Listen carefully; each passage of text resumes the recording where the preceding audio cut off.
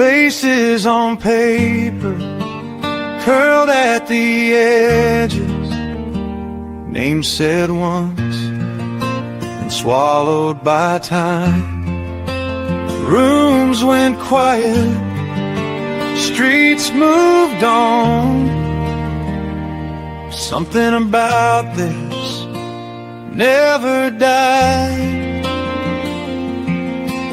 Cold hands on cold files, dust where the truth should be. Every lie leaves a footprint, every monster bleeds eventually. For the missing that never came home, for the cases they tried to forget, for the killers counting days in the dark, thinking they're done with that. We keep digging, keep the light on. Happy Monday, everyone. My name is 12 Gauge. Welcome to my channel, 12 Gauge Investigative. I hope everybody's doing well tonight because I decided to hop on and do the first half of 2 that I plan on doing this week on the Idaho 4 and the blood, and explaining a lot of different varieties on how all this works together. You know, I haven't done an Idaho 4 video in a while, so, gonna do the best I can with memory and everything else. So we'll see how it goes. Thanks again so much for hopping on here and wanting to discuss this with me. If you feel free, come in the chat. All opinions are welcome, just don't get nasty, all right? So let's begin.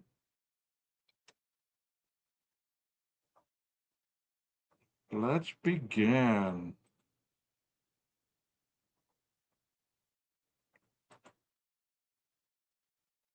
You know, tonight we're going to dive deep into one of the most disturbing and puzzling crimes in recent American history.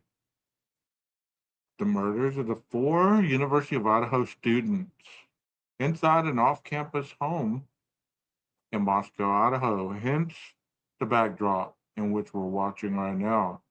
You know, this episode isn't about speculation or internet rumor. Nah, we're not doing that. Tonight, we're going to walk through the actual evidence that's been released by the investigators, especially the information contained inside the probable cause affidavit. Because after all, that is what usually starts crimes after they occur, is the probable cause. Because without probable cause, no crime had really been committed because you don't have the evidence to back up your suggestive theory on who did it and what they're about. So this probable cause affidavit was used to arrest one Brian Christopher Koberger. But we're also going to do something else, y'all. We're going to reconstruct the physical reality of the crime scene. Oh, yeah, we're going back into the home. You know, I haven't done that in a long time, so I thought I'd do that tonight. So here we go. You know, this is one of the biggest questions people ask. How could a killer brutally stab 4 people in 2 different bedrooms, yet still move through the house without leaving massive blood everywhere? That is one of the questions that many people have. And for good reason. For good reason. How could someone go from the 3rd floor back down to the 2nd floor and leave the house without the entire home becoming a visible bloodbath? How's this possible? And I'll try to pull up a video that I've done in previous lives and show you blood spatter evidence on different surfaces. That way we can also watch a visual representation, so it's not just about hearing it. Tonight we're going to walk through the layout of the house, the likely order of the attacks, the psychologically mindset of the offender, and the forensic realities of stabbing attacks. Because the truth is, you know what? Blood doesn't behave the way most people think it does. Nah, not at all. Most people think blood goes everywhere when a crime is being committed, but unfortunately, many of us have been watching too many horror movies, or we've been stuck in a mindset where we have confirmation bias because of what we've seen. And when we look carefully at the evidence, the sequence of the events starts to make more sense. To understand this crime, we first have to understand the structure of the house itself. The residence of 1122 King Road is what I'm talking about. And this wasn't a normal vertical house. It was not. It was built on a hill, meaning each level had different outside access points. Y'all know that. If anybody's followed this case at all, it had a lot of different access points. There was the backs, we'll get there. I don't want to ruin the good stuff. There were 3 floors, you know what I mean? There was the first floor. 2 surviving roommates slept here, so to speak, but no, they didn't. Only one, and her name was Bethany Funk. They told us that in the beginning. I don't know why. Mostly, I guess, to throw off the killer. So possibly he wasn't aware that he had been seen. He or she at that point, because it was specifically alleged at that point. The second floor, the kitchen, the living room, sliding glass door, Xana's bedroom, which was on the second floor, Dylan's room, which was on the second floor. We had the kitchen, the sliding glass door. And then the third floor, we had Madison and Kaylee's bedroom. Why does this matter? Because the killer likely entered through the sliding glass door, as we know, on the second floor, which opened directly into the kitchen area. This means that the killer didn't have to walk past the roommates downstairs, which there was only one at that point. He didn't have to walk past the roommates. He entered directly into the center of the house. From there, a staircase went up to the third floor. We all know this. Another hallway led towards Xana's room. We all know this. Anybody that's invested any amount of time in this case understands the layout of the house. So I'm not talking anything foreign to you guys tonight. But I am going to break it down a little further. Let's go to the timeline. This is from the PCA, so I took a little notes. It says, according to the probable cause affidavit for the arrest of Brian Koberger, we know who Brian is, right? And what I've said, the probable cause affidavit is a federal document outlining the evidence against an individual that's been accused of a crime. That's all it is. It's not a story. It's not a fable. It's not a fairy tale. It's not any of these things that's been said about it. What I just said was all it is and all it will ever be. I look at probable cause affidavits on a daily. And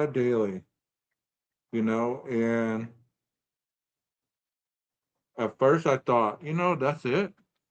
A paragraph, that's all it is. The one that I'm used to referring to, it has 19 pages. That's why a lot of people said that the PCA was more embellished than any other PCA they'd ever seen, which I've come to agree. The investigator reconstructed the following window from 4 to 4:04 a.m. Y'all tell me what happened during that time. This is when the white vehicle associated with Koberger, seen near the house. Right? We all know. This was when the time when the white vehicle was cruising around the neighborhoods, going through Queen Road, around the Queen Road apartments, off to the other side, and down the hill. Wow, that was creepy. Reference to another one, right? 4:04 a.m. DoorDash delivery arrived for Xana, which is not true. She arrived at 3:59. Supposedly dropped off to DoorDash, according to later documents that were released. Oh, the infamous time, 4:12 a.m. This was when Xana was supposedly on TikTok. This was the time frame when Xana had shown proof of life by being on TikTok at 4:12 a.m. And then we have the magical time, 4:17. This is when the camera captured sound consistent with a struggle. The last sign of life.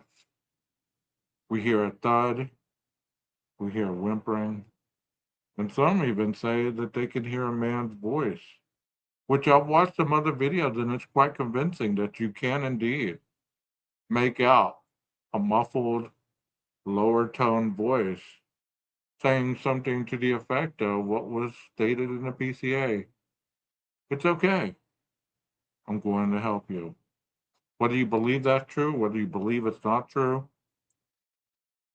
we can agree to disagree at this point, right? The security camera picks up whimpering and a barking dog. And another infamous time, 4:20 a.m. A white vehicle leaves the neighborhood at a high rate of speed, almost taking out some trash cans that are around the Queen Road and King Road corner right there in front of the home.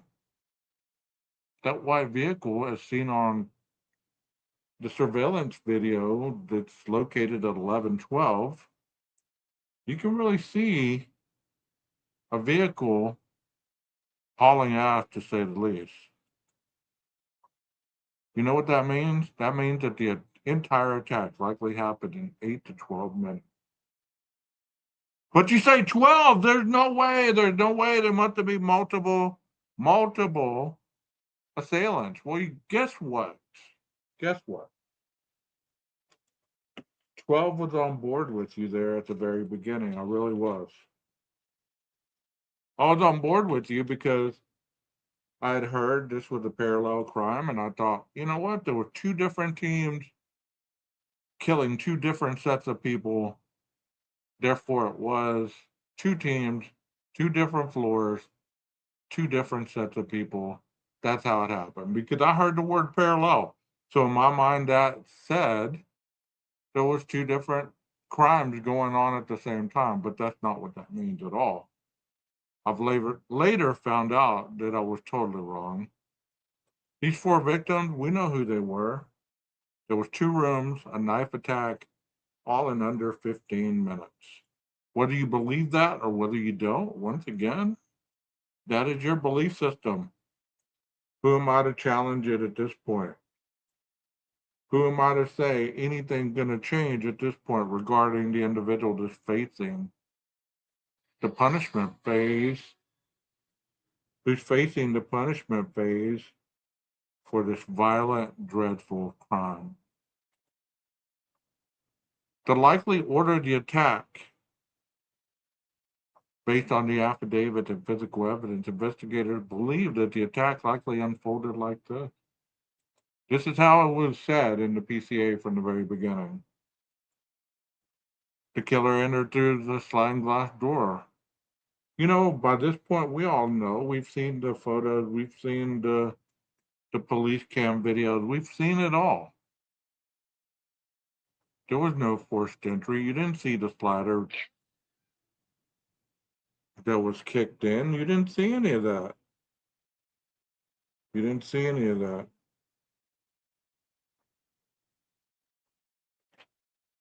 So you can't necessarily say There was forced entry.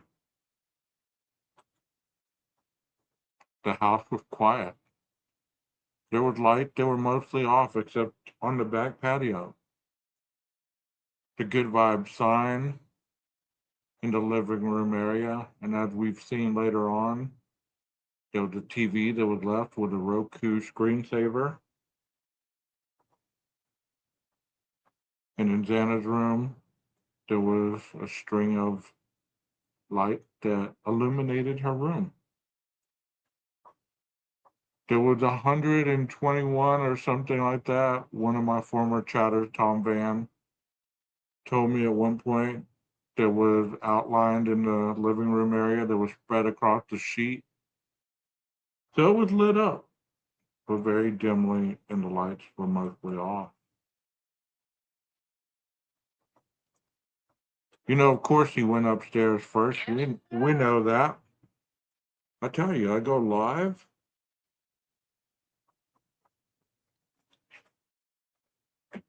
And that's when my phone goes on. You know what I mean? It's like the dog starts licking me and saying, hey, pay attention to me. But let's get back on point. The killer goes upstairs first. Many investigators believe the killer went to the third floor first. Why do they believe that? Because Kaylee and Madison were found together in the same bed. Does it really matter what all the chatter has been about the crime before the PCA came out? You know, I'm going to sit here and tell you, I went to court today. I went to court 2 weeks ago. And one thing that I really understand is that if it wasn't in any of the paperwork, then it's strictly hearsay. Even if it's in the paperwork, it's hearsay at this point. But at least it's written down where you have the opportunity to state the facts and state what you know. So all the things that the families had said up to that point, all the things that they had suggested, you know, Kaylee was found against the wall. No, she was just slumped over against Maddie.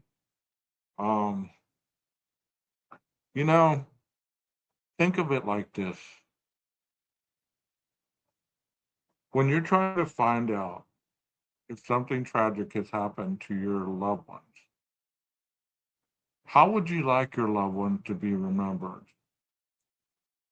All you justice fighters out there, I want you to think about this a minute because it's really true.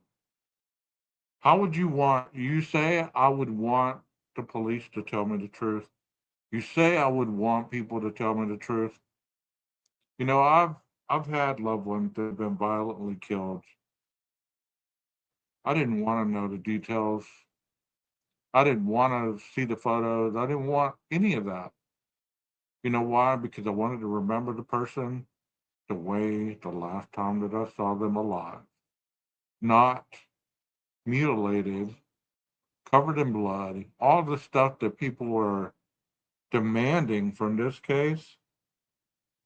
So if you're going to kind of shelter the family a little bit, and I believe that's what a lot of this was, the investigative process, the things that were said, the things that were leaked to them, it's probably done so to protect them in a sense. And I don't blame whoever told them what. Because now that everything is ungagged, they truly know the truth. And they're having to relive it every day, every moment, throughout the day, throughout the moment, because they finally know the truth. You know, this just suggests the killer targeted that room first. If the killer had attacked Xana first, it would have been a high risk of noise. And you know what that would have done? That would have probably woken the people upstairs.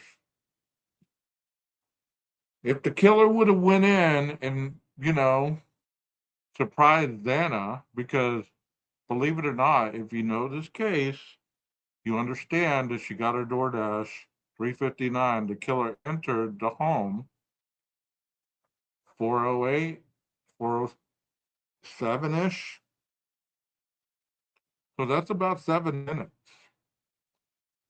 So is there a high that I mean, this whole crime speaks of near misses. It really does. I thought that whenever it first was announced. I thought there's no way that DoorDash driver didn't see the killer. There's no way that somebody didn't pass that killer in that short span of time. And now we know she received her DoorDash at 3:59. He entered about 4:07, 4:08, somewhere around there. Left at 4:20, so that's 12, 13, let's say 15 minutes. Because all these numbers are estimates. It's not like somebody was watching and filming and down to the minute. These are estimates. These are not written in stone. And you say, well, why not 12? We deserve to know. Because you know what? Unless you were there, or unless somebody told you, there was only dead people. And the only other two, one of them was intoxicated and the other one was downstairs. So she wouldn't have had any inkling what time he entered, what time he left. That's why there's estimates. So let's say he enters Xana's room first, starts attacking her, does it the same way that he did as he was leaving around 4:17. He attacks her first, goes and kills Ethan, and then jumps back, finished Xana off. All that commotion, all that fighting that went on at the very end. And you say, well, once again, how did Dylan not hear any of this? How did Bethany not hear any of this? How did everything they said up to this point, they didn't hear or believe that a murder was occurring?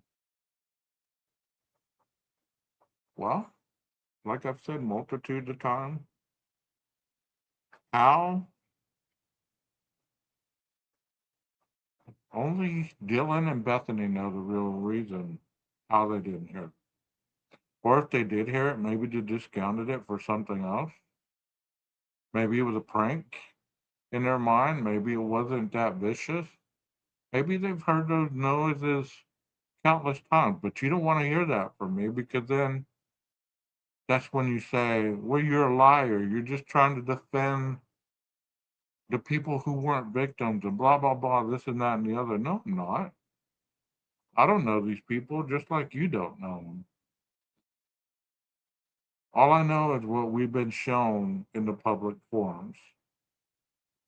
And this says, if he would have went into Xana's room first, he possibly could have woken the people upstairs.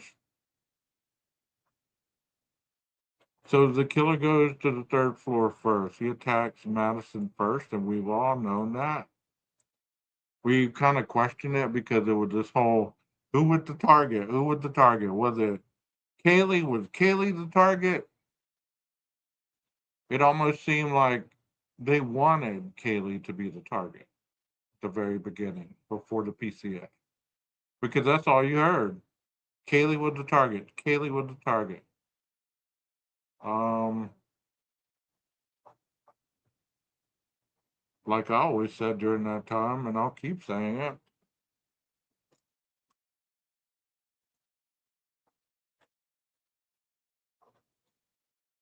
Doesn't matter who the target was. Honestly, you have to ask yourself, does it matter who he intended to kill in that home because he killed 4 people? 4 innocent people. Well, let's say that Madison was killed first, just for the sake of discussion. Kaylee likely she woke up during the attack. Many people don't believe that anybody was asleep during that time frame. They don't believe that Kaylee was asleep. They don't believe Maddie was asleep. They don't believe, we know Xana wasn't asleep, but as far as Ethan being asleep, how they don't believe Dylan was asleep, waking in and out of a stupor. So Kaylee wakes up. There's a struggle that ensues, it escalates. And this is where the investigators believe the knife sheath was left behind because of the struggle.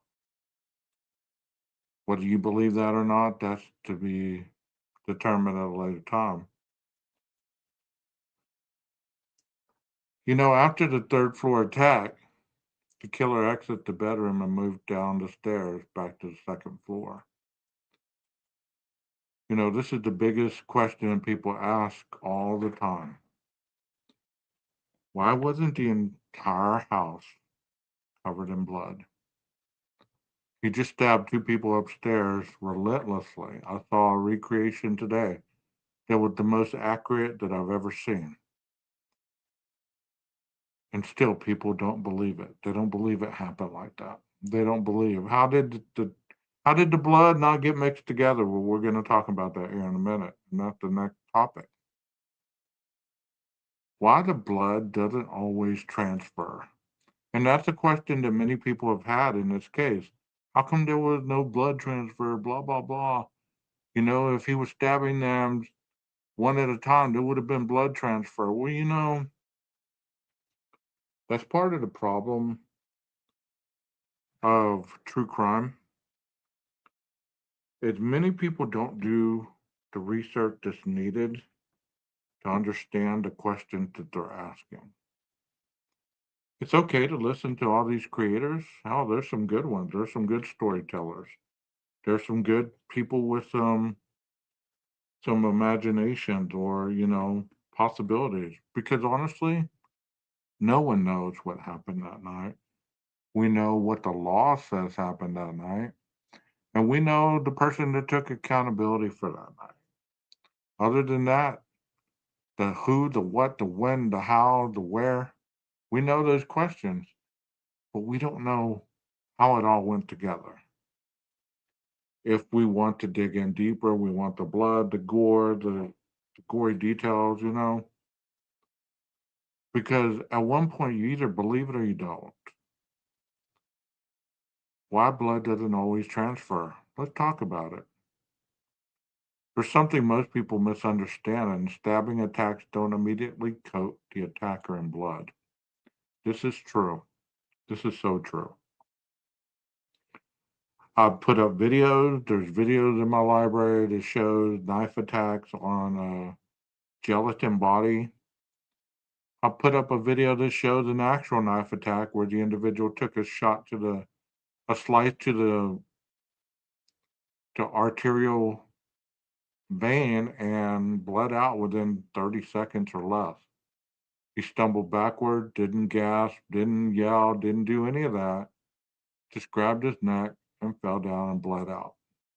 The blood wasn't squirting everywhere like people think it would be.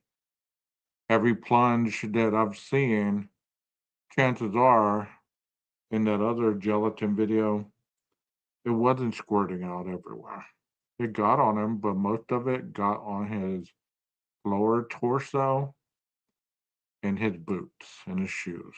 Not very much on his face, not very much on his shoulders. You know why? Think about that a minute. Because the blood depends on the flow of where the wounds occur. So if the wounds are being lower than the face or the neck area, well, there's not going to be any blood spatter that goes up, especially if you're plunging downwards. Not in a nice pick motion, but plunging straight ahead. Where the arteries are hit, the clothing absorption, and gravity. The timing, and most stabbing victims do not instantly spray blood everywhere. Instead, blood soaks into the clothing and bedding first. And I've always said that. When we saw the mattresses being removed and they were covered up, most of the blood had soaked into the mattress. They didn't show us that, but the newer photos, you could see where even though time had elapsed from the moment the crime happened to 8 hours later, there still was blood spatter on the sheets that had not soaked through the bedding. There was blood on the floor that still had not soaked through the wooden floor. So you can't automatically assume every strike would have casted off blood onto the wall. There was a lot of blood cast off, no doubt. But you can't assume that this should have been that kind of crime if it was that violent. Because then you're denying the fact that it was violent at all. Just because you don't see something doesn't mean it didn't happen. In so many of homicide cases, blood pools after the attack, not during. So what does that mean? It means that after the attack, that's when the blood pools. That's when it kind of sits and, goes into the mattress, goes into the pillowcase, goes into the comforter. Meanwhile, the killer can move away before massive pooling occurs, and that's what I believe happened here. Think about this. He goes upstairs, kills Maddie and Kaylee. The photos we've seen that have not been redacted didn't show a lot of blood. And you say, well, 12, how come that happened? How did that happen when Dana's room showed tremendous amount of blood? Well, there was a difference. Xana fought back. Kaylee didn't fight like Xana, obviously. She was ambushed, just like Madison. Had they been awake, as many people speculate or want others to believe, there might have been the same amount of blood in that room as there was downstairs. The bedding absorbs, the beds act like sponges, the mattresses, the blankets, and the clothing. They all absorb huge amounts of blood, but nobody wants to believe that. They want all the blood to instantly spatter all over the place because in movies, that's what we see. Somebody gets stabbed, a big old gush of blood shoots onto the wall, onto the person. And when it doesn't happen this way, then people doubt that, it happened that way. This prevents immediate dripping. The kind of knife type you have. And this suspect weapon was a K-bar style combat knife. And there's something unique about K-bar knives, and I'm going to tell you what it is. They penetrate deeply, so it's not a superficial cut. And if you watched any of my videos, I'm still saying that because there's a lot that I've done on all this stuff. They're under videos and lives, and there's even a playlist. I've shown where the knife penetrates deeply. That means that if it's not a surface level, most of the blood goes into the muscle area, and if the heart's no longer beating, the blood coagulates in the body, forming kind of like a bruise. It looks like, I can't show you, but if you're stabbed and it doesn't hit a major artery, you just sit there as the knife comes out. And there is a little bit of blood spatter, but not as much as you would believe because of the penetration going deep. This type of knife created narrow wounds, often produce internal bleeding first. And the coroner was misquoted to say they didn't look like stabs, they looked more like tears. Once again, was this person qualified to make these remarks? Because if you ask me, it wasn't they were incompetent, but something my boss has told me that I was unaware that I do is sometimes you speak too much. You add details that have no bearing on the actual crime. So should she have said something different? Of course she should have. Maybe she shouldn't have said they looked like tears if she wasn't certain that they were tears. Maybe she shouldn't have said there were different types of wounds. Maybe people wouldn't have been so confused. But more often than not, it often produces internal bleeding first, meaning the attacker may not immediately become drenched because the blood is going inside the person who they're stabbing. It's almost like Mm, if you visualize if this could possibly happen, a bag of sand. If you visualize the bag of sand had layers that were thick enough to hold it together, and if you stabbed in there and it had some liquid in there holding it together as well, that liquid would not necessarily come out. It would bevel down in the indention that the knife made. If you can visualize that, that's the best analogy that I can make at this time. So the excuse me, the killer might not instantly become drenched, but we all want that. We all wanted that to happen. We wanted him to come out dripping in blood all through the kitchen, all through the back field, all the way back to the back parking lot. How we wanted blood all the way dripping out of the car. That's how some people wanted so much blood. But the fact that it didn't happen that way, you have to remember this individual was trying to get away with murder, not get caught. And the way people ask these questions or the way that they assume certain things happened, that's how people get caught, not get away. So think about that a minute. If you're wanting to get away, you're wanting to leave the least amount of evidence, not the most. But once again, that's reality versus fiction. Let's get back to the Zen and Ethan encounter. This is where the timeline becomes extremely important. Once again, Xana had just received DoorDash 47 or 3:59 ish. This meant that she was likely awake. Of course, she got her DoorDash. It's up for debate whether she came up the stairs and instantly went into the kitchen because we do later see curly fries on the microwave. We see, the Jack in the Box bag. In the room, we also see remnants of curly fries on the floor. We see various items which could have been there from the past orders. Investigators believe that she encountered the killer either in the hallway or returning to her bedroom. And people say, 12, that couldn't have happened. She came up the stairs. It's been proven she came up the stairs. The killer confronted her, may have slashed her on the staircase once again. Who's to say that the killer didn't round the corner as he was chasing Xana down if that happened in your scenario and smudged some blood on the stairwell or on the walls?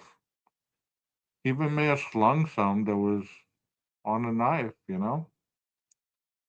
But that's fiction, right? This is supported by the surviving roommate hearing someone's here. Once again, we don't know if that was Kaylee or Maddie Kaylee or Xana, because Dylan, in her witness recollection, stated she heard someone that sounded like Kaylee. So that's all we have to go by. If Xana saw the killer, the situation changes. Now the killer must eliminate a witness, of course. Because think about that a minute. If you're going in to kill two people, and then as you're coming down the stairs, you run into a third person who's identified you, because Xana actually probably kept him busy enough that he didn't care to think if there was any more people in the house that could have identified him.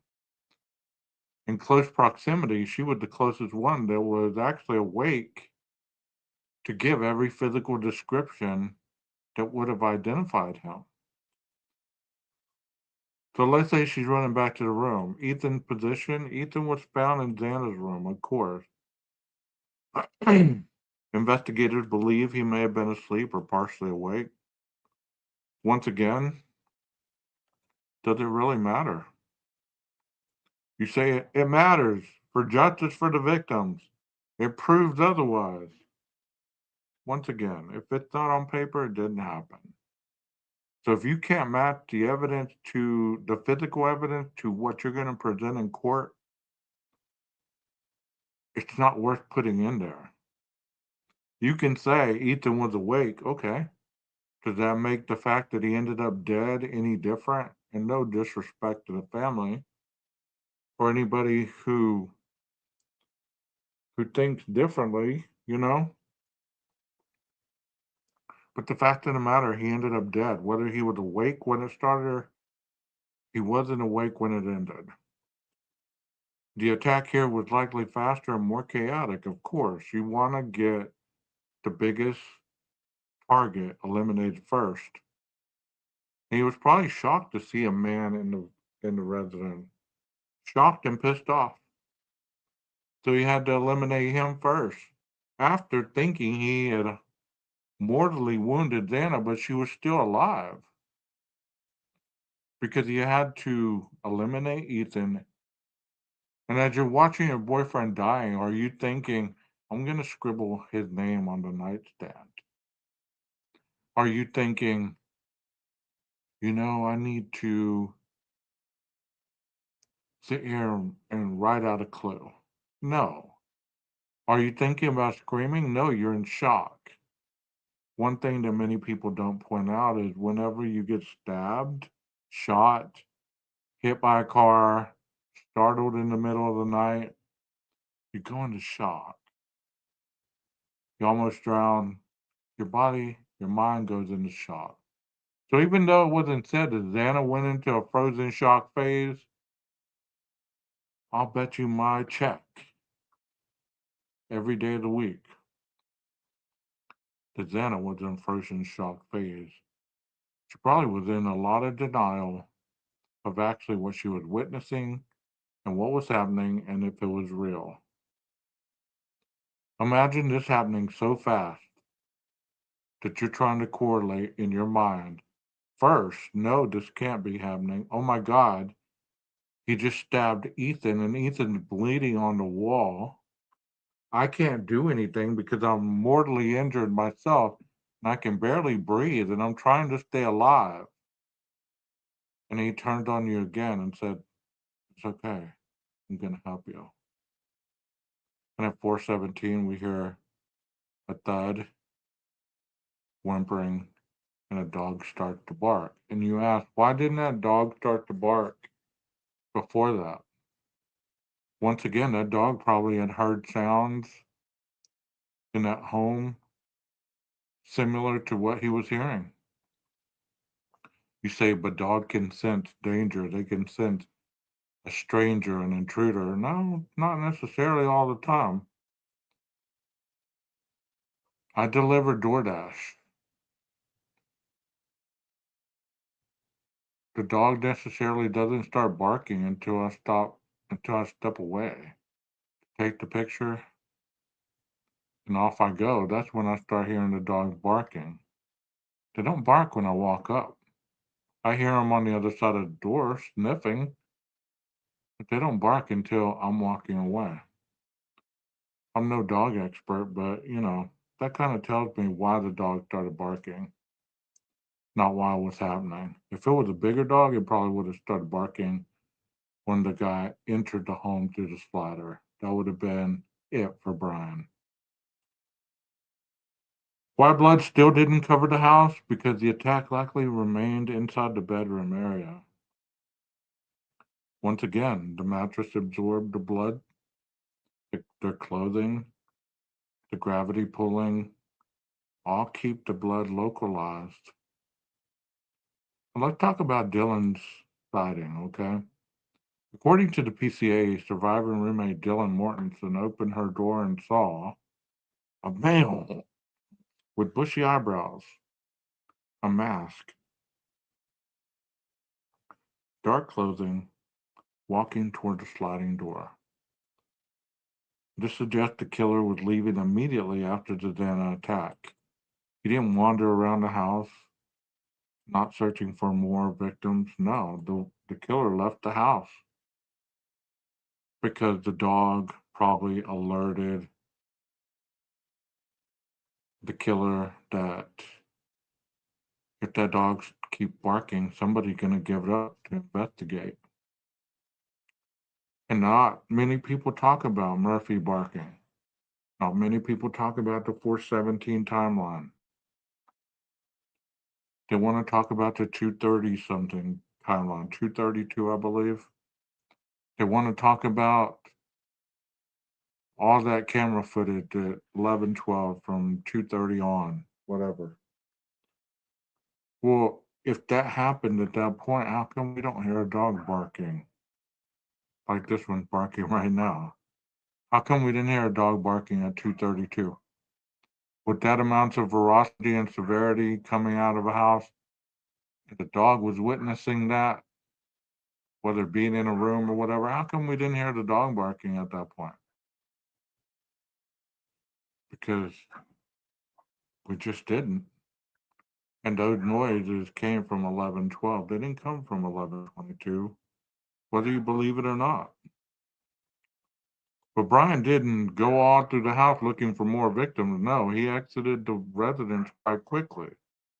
Because by this point, he's wondering how many more people were in this house and do I have the stamina to kill anybody else?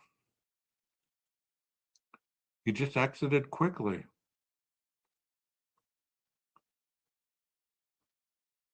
He exited the same way he came in, which was the sliding glass door. Within minutes, what do we see? We see in the video at 11:12 surveillance video, a white Hyundai Elantra is seen leaving the area at a high rate of speed. Suspect vehicle number one. Investigators later connect that vehicle to Brian Christopher Koberger. What makes this case so disturbing isn't just the brutality, it's the speed. 4 lives taken in under 15 minutes. Inside a house full of people, and yet the killer still believed he could walk away unseen. With small mistakes, a knife sheath, a camera, a vehicle, DNA, those things would eventually lead investigators to a suspect thousands of miles away.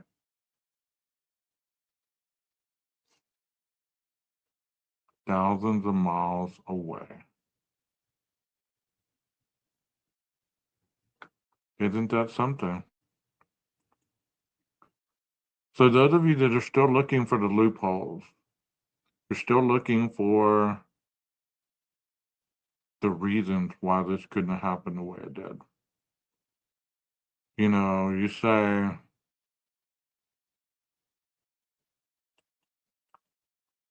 it didn't happen this way.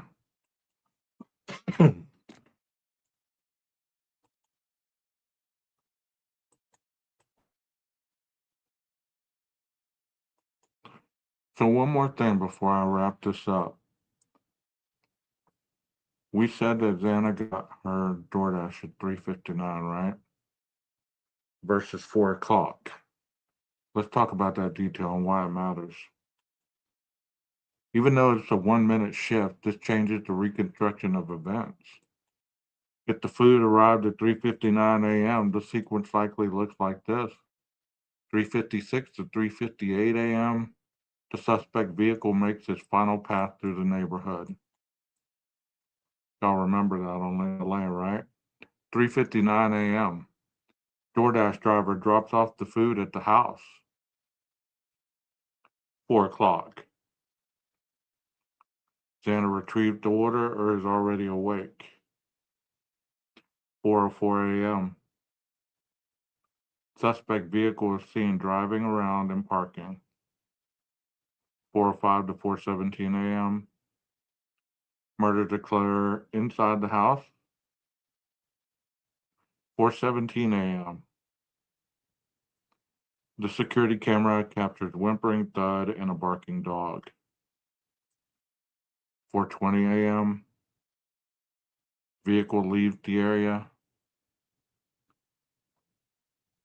And what this means for the attack sequence, if the DoorDash timing strongly suggests that Xana was awake,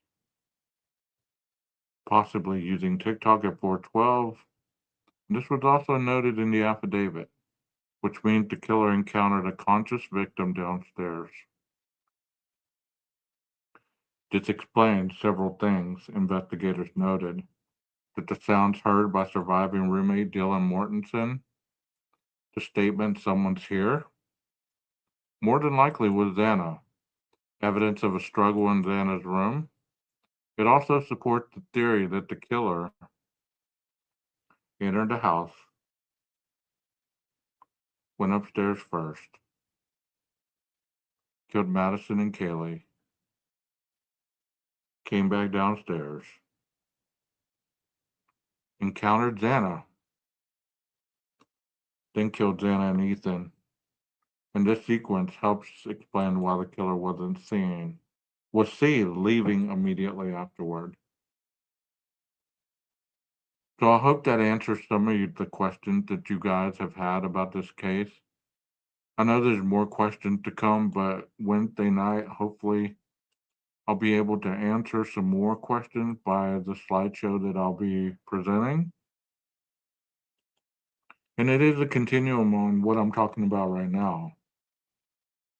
But one thing that I want you to understand about this whole case that, you know, I've pretty much been invested in this case since it happened.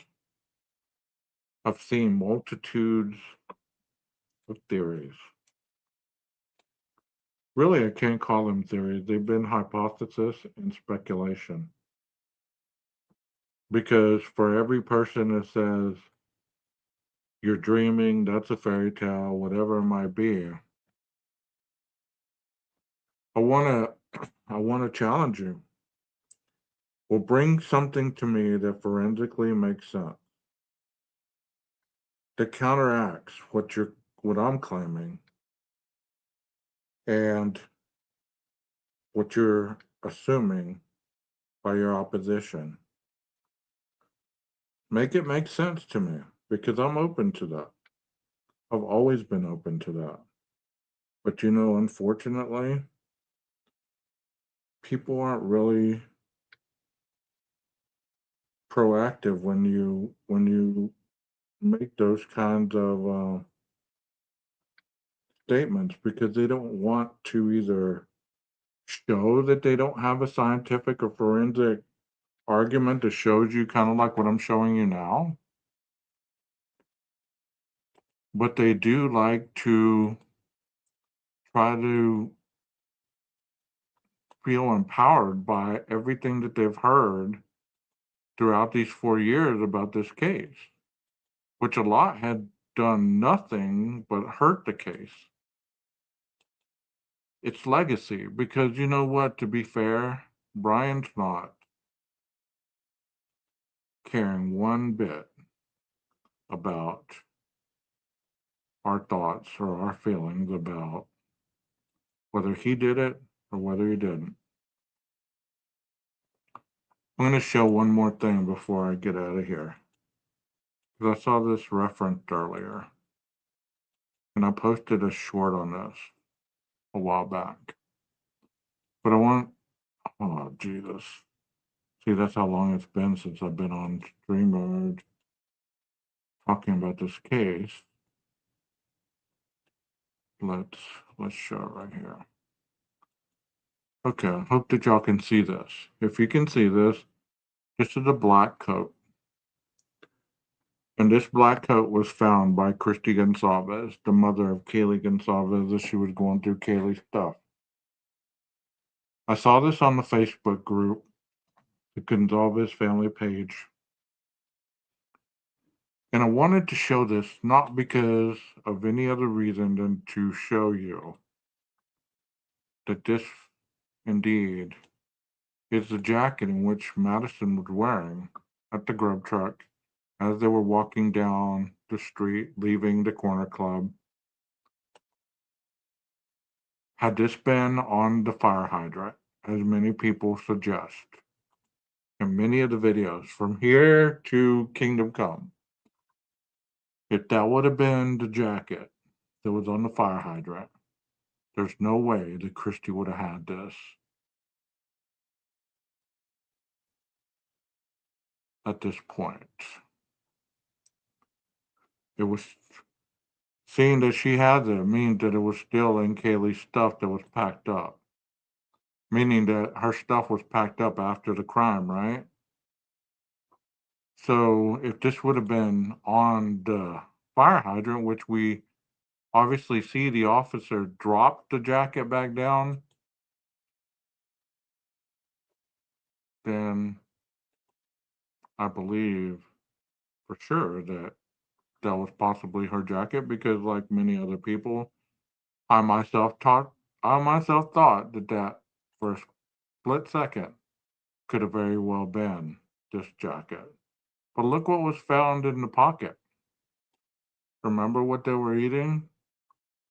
Macaroni carbonara. Well, if you're drunk, you're probably eating it with your fingers or possibly eating it with a fork, and you're dropping it in all over you, right? Because Madison was quite intoxicated.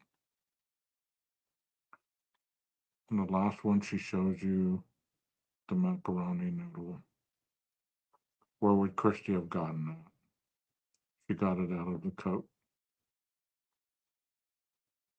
So I wanted to show you that because it's sad how the memory of these four is remembered by a lot of people. A lot of people remember this by other creators who have done nothing but diluted the original crime. And here we are almost 4 years, I guess. Oh, we're going to be 4 years in November.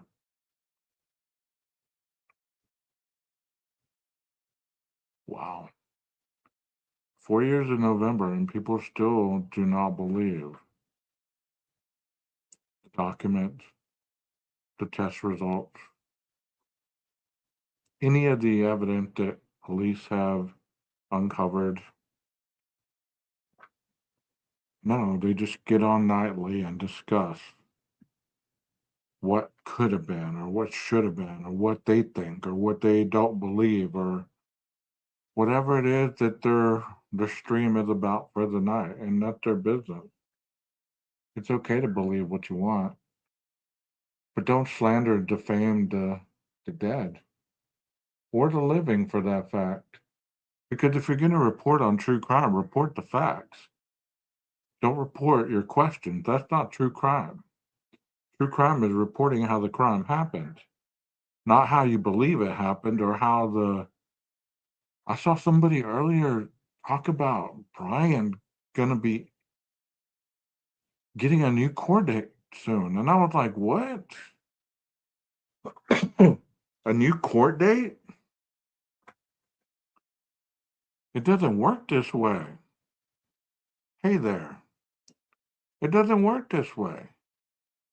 That's why I say when this whole case kicked off, I was in the process of getting my bachelor's in criminal justice.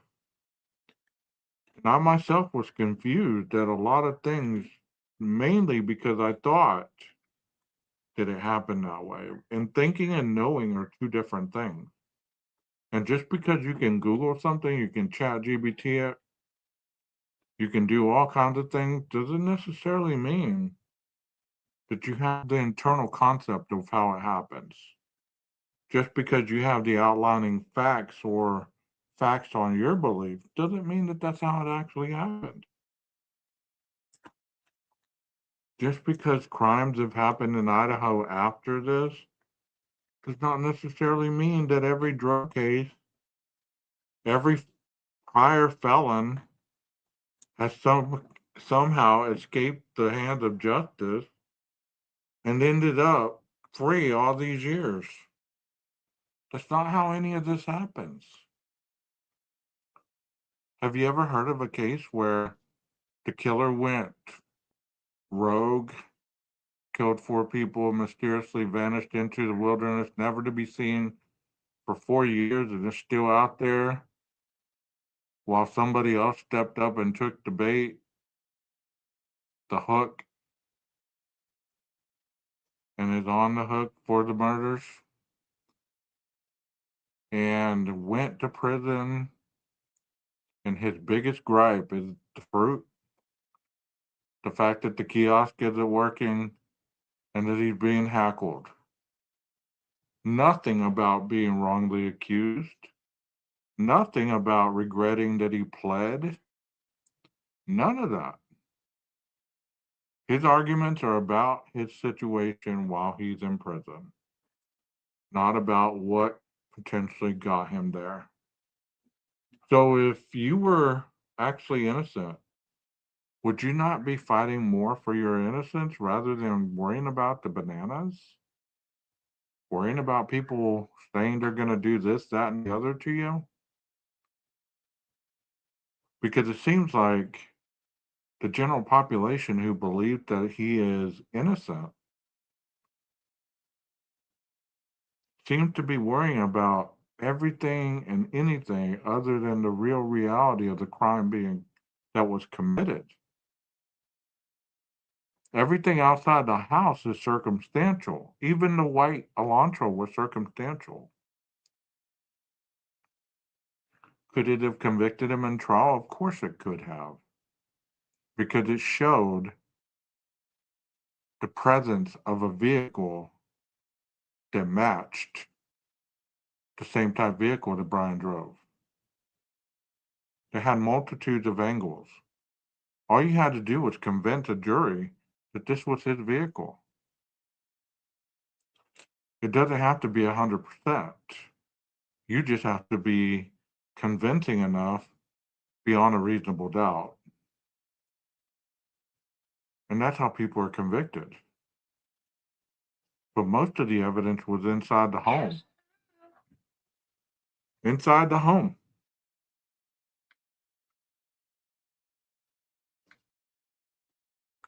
So if most of the evidence was inside the home, how can you dispute that when your knife sheath is under one of the victims with your DNA on it? And don't come at me and say, well, DNA doesn't automatically convict people. Well, eyewitness testimony does.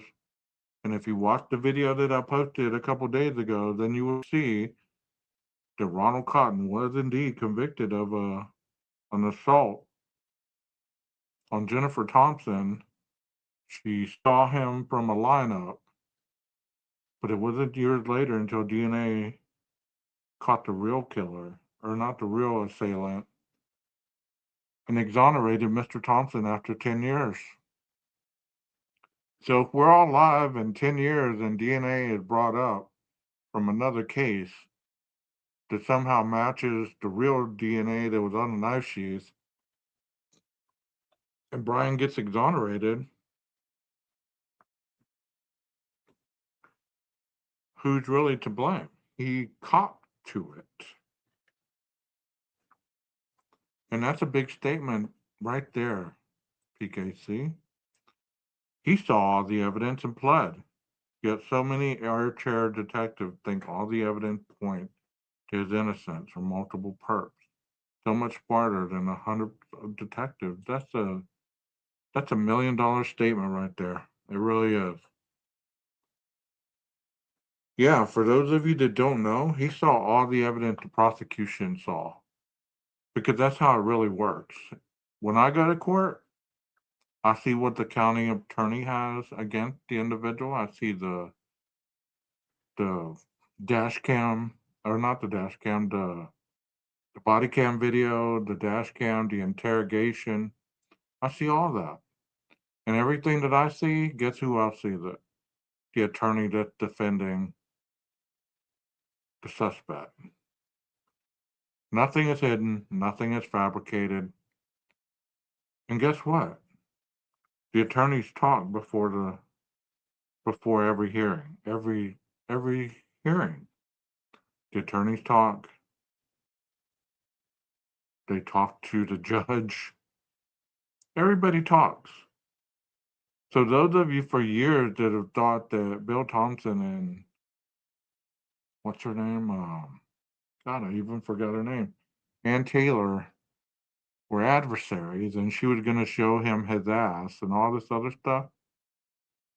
She was court appointed, meaning she got that sign off at the end of every hearing that gave her however much she charged per court appearance. I see those too. I see the sign off. Most of the attorneys get $400 for less than an hour of work. The court appointed. So if you really knew how it went on behind the scenes, and a lot of people do, and they still have questions, there's attorneys that get on YouTube and they question it. Nothing wrong with asking questions.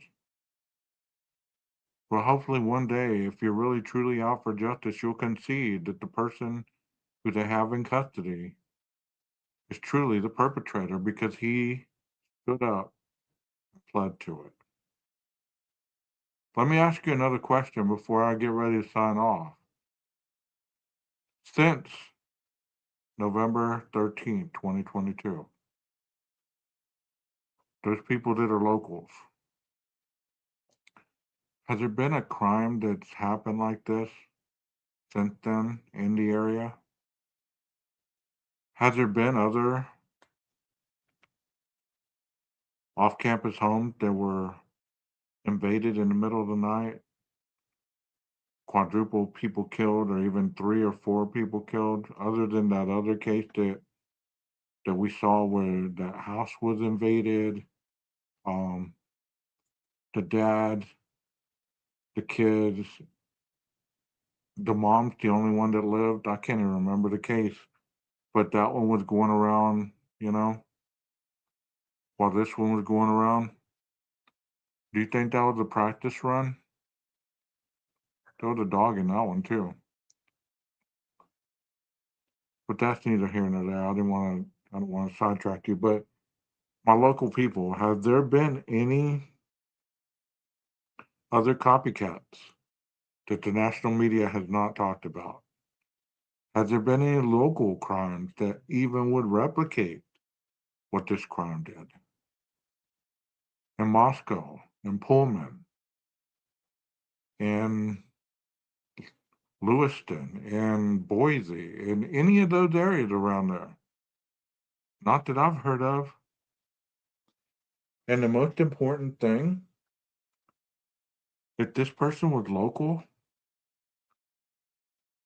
and he was obviously a serial killer or a spree killer, there would have been more killings by this point.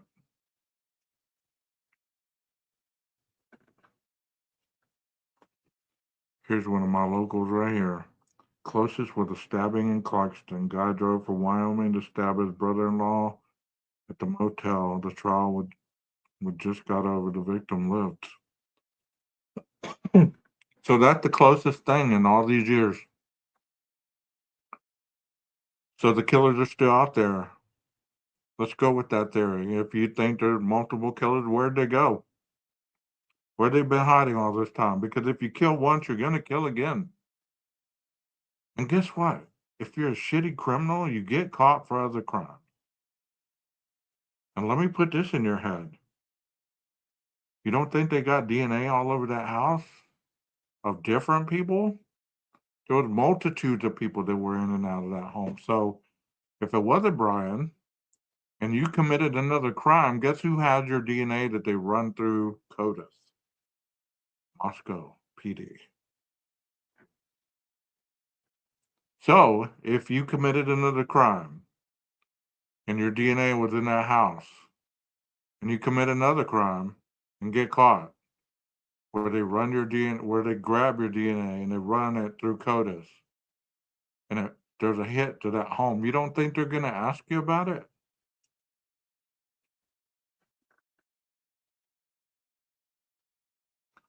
PKC says they knew who did it before he left the state of Washington. All he had to do was cross the river to be in Idaho. Yeah.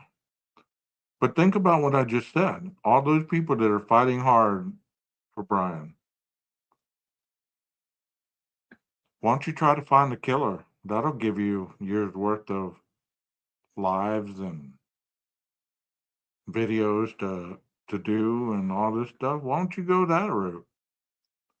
But actually come at it with forensic evidence. Or hell, use the evidence that you got here, but at least make it fit by DNA profiles, the real stuff, the real investigative tools that people use, not just hearsay.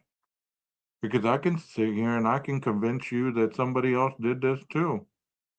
Because at one point I thought there was two different teams at two different times that all four people were murdered at two different times by two different teams. I just didn't know why they were murdered. That was very early on. I was so naive. So think about that. Think about what I asked.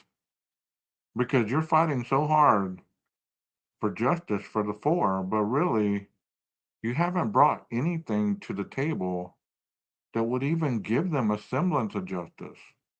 All you've done is fight for one man that's been incarcerated all this time that you're fighting for, has done nothing to get him released. I heard there was a creator that had, I don't know, written somebody. I don't even know the creator because I get all kinds of emails and stuff about this stuff still. And there was this creator that had written, I guess, law enforcement or something, even created a petition or something. We haven't heard anything about that, have we? You know, it is the defense's job to make you look inadequate. And Taylor was light compared to the DA that I went up against.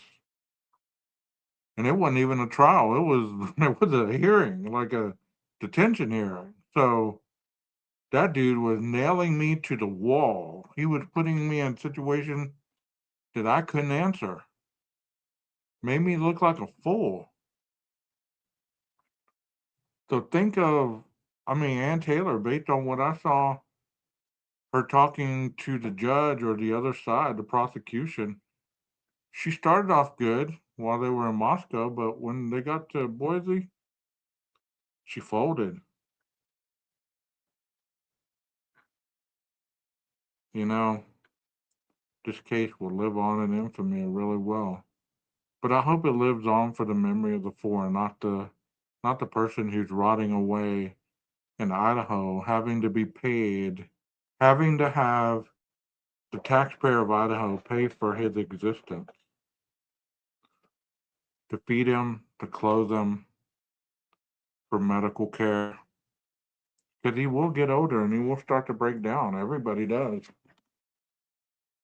Idaho will be responsible for that. The Idaho taxpayer will be responsible for that. I know if I lived in Idaho, I'd be pissed off. So many people wanted this guy innocent. And my taxpayers are paying for him being incarcerated right now or in prison because he says the county that she lives in has 3 death penalty cases in the last 4 to 5 years, 2 of which were defended by Ann Taylor. All 3 had an Alford plea. At least Thompson didn't allow that one. That's true. So once again, your biggest fans of Ann Taylor do understand that she worked for the state of Idaho. She has a law degree licensure out of the state of Idaho. She is court appointed, meaning that she fights only so hard for the innocence of her clients. And I don't even believe she fights. I believe her job is mostly just to create reasonable doubt once you go to trial. So I ask you, and then I'm out of here. I ask you one more time. Where are these alternative perpetrators committing these crimes at? How many of them have been arrested and their DNA processed through CODIS that even put them in that house? Because you know every little speck of DNA was swabbed in that house. They have everybody's DNA that ever entered that home probably at any existence in their lifetime. So that's stored somewhere. So if you believe that an alternative perpetrator committed this crime,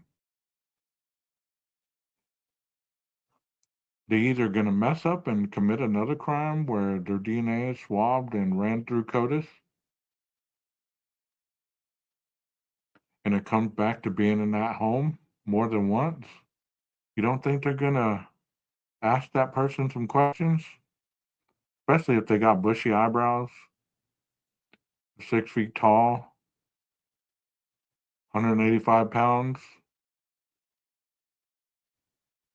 enjoy dressing in all in black.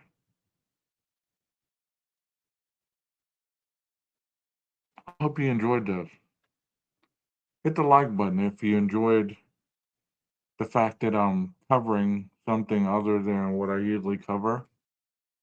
This Idaho thing will have another live on Wednesday night at 9 o'clock. I'm going to do the second part, and I'm going to reiterate what I talked about tonight. Then I'm probably going to lay off of it again for a little bit, because honestly, it's like revisiting your ex-girlfriend expecting to get laid. It just, it's like she's done moved on.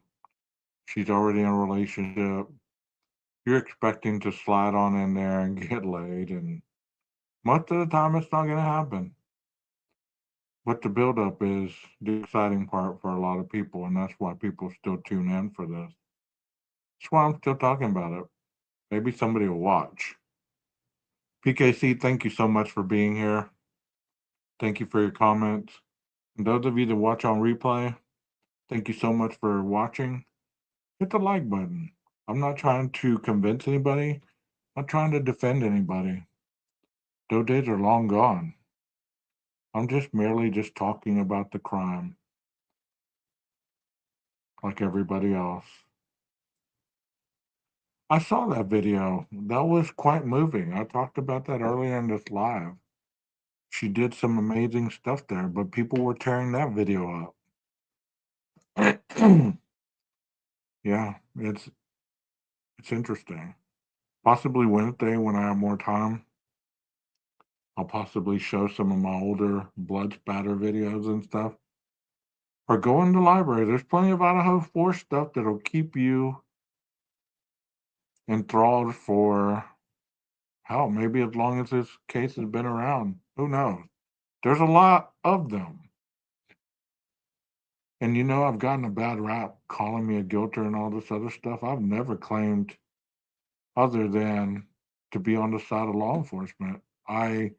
Once they got him and he pled, I've called him every name under the book. Not because of any other reason than for somebody to be able to commit a heinous crime with the violence and ferocity that this crime endured, and to sit in the courtroom stoic with no emotion.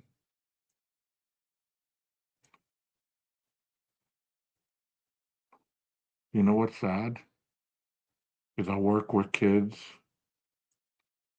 who are growing up with the same ideology, the same mannerisms, the same sociopathic profiles. So you think this is over? Far from over. And I hope it doesn't happen to anybody who's listening, anybody's family who's listening, because killers are amongst us, whether you realize it or not. There's a statistic that shows how many times we cross a serial killer's path during our day. This isn't our lifetime. This is a day. So be careful who you fight for, because the person you might be fighting for could be the person attacking you in your sleep, or someone you love. Y'all take care. Hope to see you on Wednesday. My name is 12 Gauge. This is my channel, 12 Gauge Investigative. Maestro, cue that music.